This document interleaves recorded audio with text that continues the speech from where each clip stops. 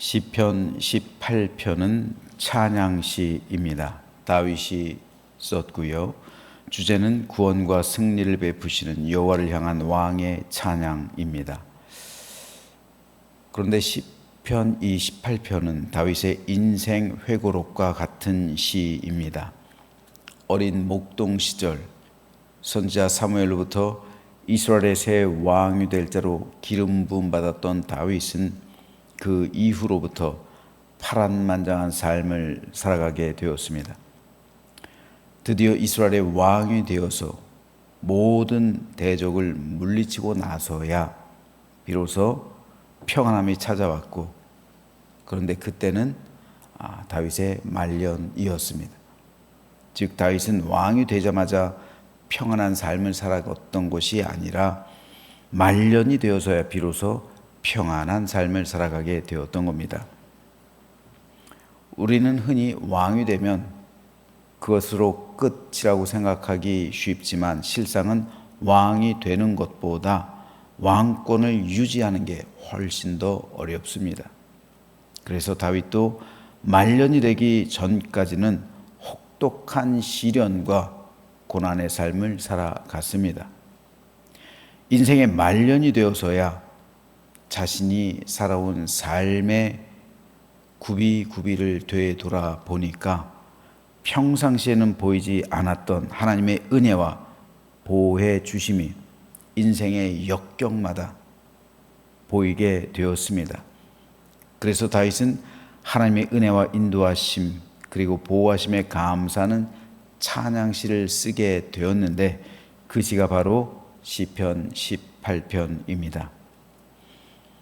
시편 18편은 크게 5문단으로 나눌 수가 있습니다. 3절까지는 찬양을 시작하는 말로서 하나님을 향한 경외와 확신의 고백을, 4절로 19절은 대우주 이미지를 사용한 여호와의 구원 행동 찬양을, 20절로 28절은 의인을 위한 여호와의 구원의 확실성을 찬양하고 있고, 29절에서 45절은 전장의 이미지를 사용한 여호와께서 주시는 승리에 대한 찬양을, 마지막으로 50절까지는 끝맺는 말로서 다윗 언약에 근거한 영원한 축복의 확신과 하나님을 향한 영원한 찬양의 결의, 이것으로 18편을 마치고 있습니다.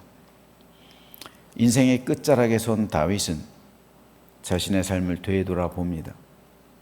한낱 목동이었던 자신이 어떻게 왕의 자리에 앉아있고 이렇게 평안한 삶을 누리게 되었을지 반추해 봅니다. 그 결과 다윗은 하나님께서 이제까지 자신의 삶을 인도해 주셨구나 라는 사실을 깨닫게 됩니다. 그래서 다윗은 하나님을 향해 위대한 신앙 고백을 남깁니다. 나의 힘이신 여호와여, 내가 주를 사랑하나이다. 여호와는 나의 반석이시오, 나의 요새시오, 나를 건지시는 이시오, 나의 하나님이시오. 내가 그 안에 피할 나의 바위시오, 나의 방패시오, 나의 구원의 뿌리시오, 나의 산성이시로다. 먼저 다윗은 하나님을 일컬어 나의 힘이라고 고백합니다. 우리가 잘 알다시피 다윗은 용사였습니다. 전쟁에서 물러섬 없이 싸움에 능통한 사람이었습니다. 다윗이 처음으로 죽인 사람은 골리앗이었습니다. 그때로부터 다윗은 용사가 되어서 전쟁할 때마다 승리했습니다. 그런데 다윗은 자기의 힘을 과시한 것이 아니라, 자신의 힘을 자랑한 것이 아니라 여호와께서 나의 힘이라는 고백을 남깁니다. 다윗이 승리한 것은 하나님 때문이지 나 때문이 아니라는 고백입니다. 이것은 겸손입니다.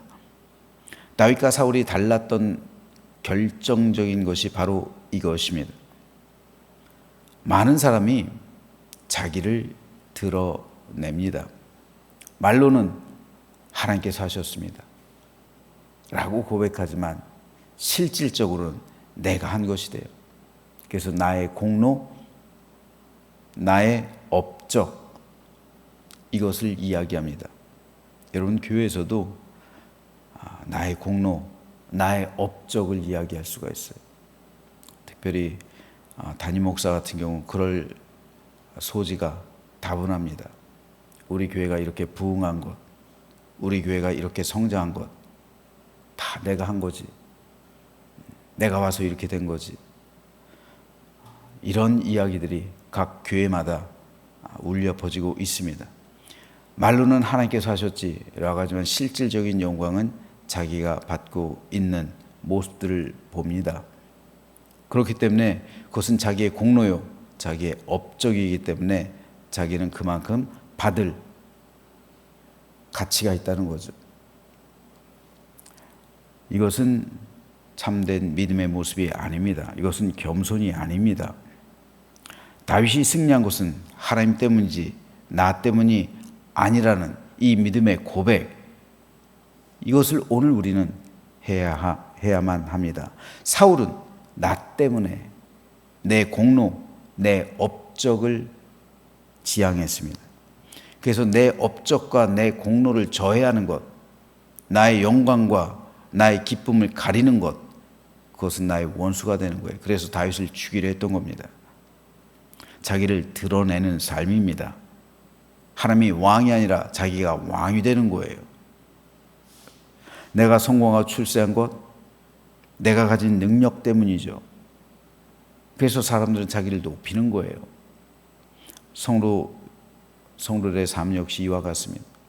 각자의 삶의 초소에서 여러분이 잘된 것, 여러분이 잘 사는 것, 여러분이 형통한 것, 나 때문이 아니라 우리 하나님께서 여러분과 함께 하셨고 여러분을 도와주셨고 여러분을 인도해 주셨고 가장 선하고 좋은 길로 이끌어 주셨음을 믿으시길 바랍니다. 그래야 하나님께서 기뻐하시는 믿음이 되는 것이고 다윗처럼 모든 존귀와 영광과 감사와 찬양을 하나님께 올려드릴 수 있게 됩니다. 바로 이런 믿음 위에 다윗 언약이 세워져 있는 거예요.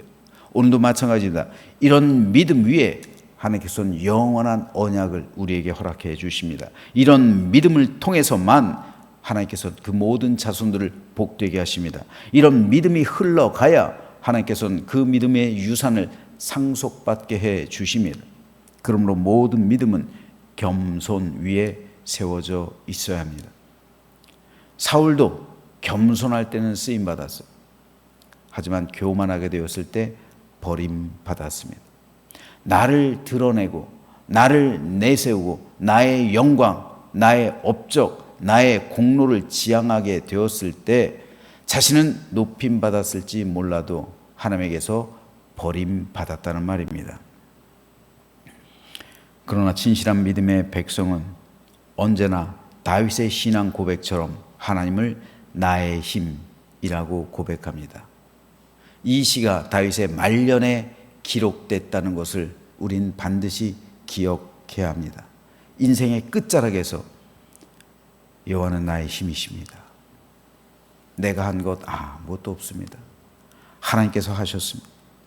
하나님만 영광 받으시옵소서. 입에 발린 말이 아니라 진심으로 마음에서 우러나오는 이 신앙 고백을 할 때 그 신앙이 참된 거예요. 인생의 끝자락에서, 인생의 말년에서 이거 내가 했지. 교회도 내가 했지. 그러니까 내 왕국이 되는 거예요. 그러니까 내 마음대로 하는 거예요.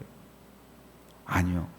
그 자체로서 버림받았다는 증거가 되는 거예요. 이거 얼마나 끔찍한 겁니까? 내 왕국이, 교회가 내 왕국이 돼서 내 마음대로 한다면 그 자체로서 그 영혼은 버림받은 거예요. 그게 증거가 되는 거예요. 이게 얼마나 끔찍한 겁니까? 한평생 목회하고서 하나님께 버림받았다는 건. 하나님께 사울도 왕으로 부름받았지만 버림받았잖아요. 그러나 다윗은 인생의 끝자락에서 여호와께서 나의 힘이십니다. 이런 고백이요. 저는 저를 향해서 설교하기를, 저도 이런 고백을 하게 되기를 주님의 이름으로 소망합니다. 여러분 역시 인생의 끝자락에서 나의 힘이신 여호와 하나님, 내가 주를 사랑합니다. 하나님께서 하셨습니다. 이 모든 것 다 주님께서 나를 향하신 사랑입니다. 라고 고백할 때 그 믿음이 진실하고 참된 믿음인 줄로 믿으시기 바랍니다. 그게 하나님께서 기뻐하시는 믿음이에요. 그 믿음에 다윗 언약이 세워졌던 것처럼 여러분에게도 동일한 은혜와 언약이 세워질 줄로 믿으시기를 주님의 이름으로 축복합니다. 이런 사랑의 고백, 말년에 이런 사랑의 고백을 하게 된다면 그 신앙이 얼마나 부러울까요? 저는 이런 신앙이 참 부럽습니다. 이런 신앙을 하는 다윗의 믿음이 참 부럽습니다. 이런 고백을 하는 사람을 하나님께서는 오늘도 여전히 지켜주시기 때문입니다. 이런 신앙 고백이 있는 그 믿음 위에 하나님께서 하나님의 기쁨이 임하고 하나님께서 그와 늘 동행해 주시고 보호해 주시고 지켜주셔서 영원한 승리의 길로 인도해 주셔서 영생 복락 즉 영원한 천성길에 입성하게 하실 줄로 믿습니다. 그래서 다윗은 하나님을 향해서 나의 반석, 나의 요새, 나를 건지시는 이시오, 나의 하나님이시오, 내가 그 안에 피할 나의 바위시오, 나의 방패시오, 나의 구원의 뿌리시오, 나의 산성이라고 고백하면서 찬양했던 겁니다.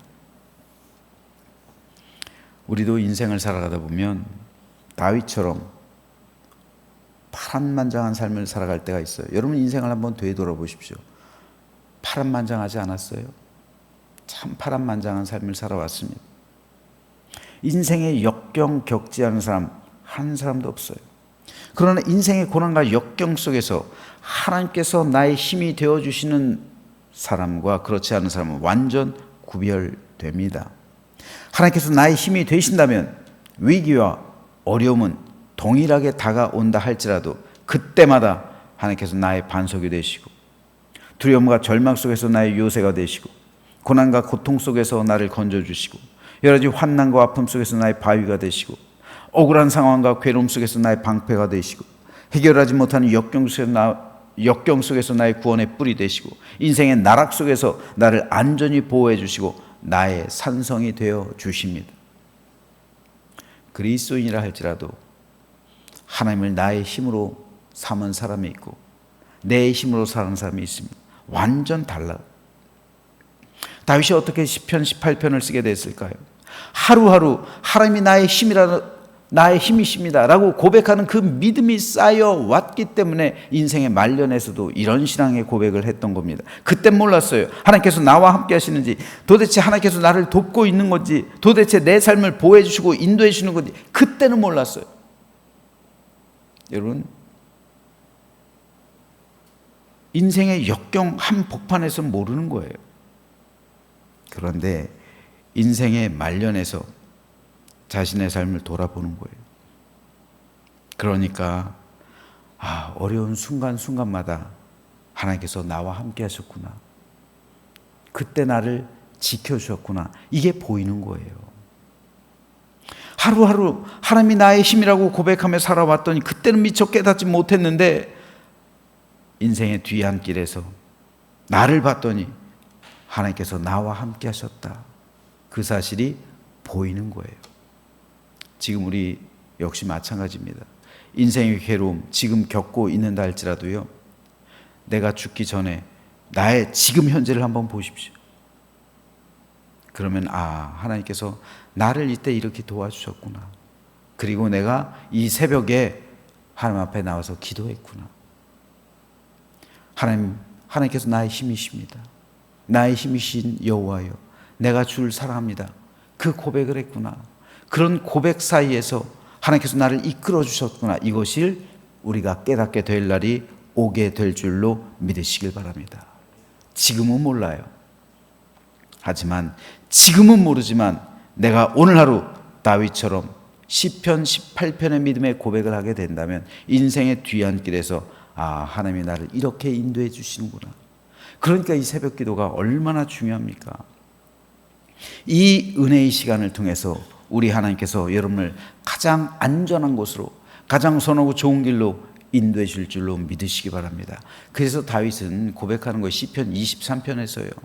내가 사망의 음침한 골짜기로 다닐지라도 해를 두려워하지 않을 것은 주께서 나와 함께 하시나이다. 주의 지팡이와 막대기가 나를 안위하시나이다. 나를 보호해 주신다는 거예요.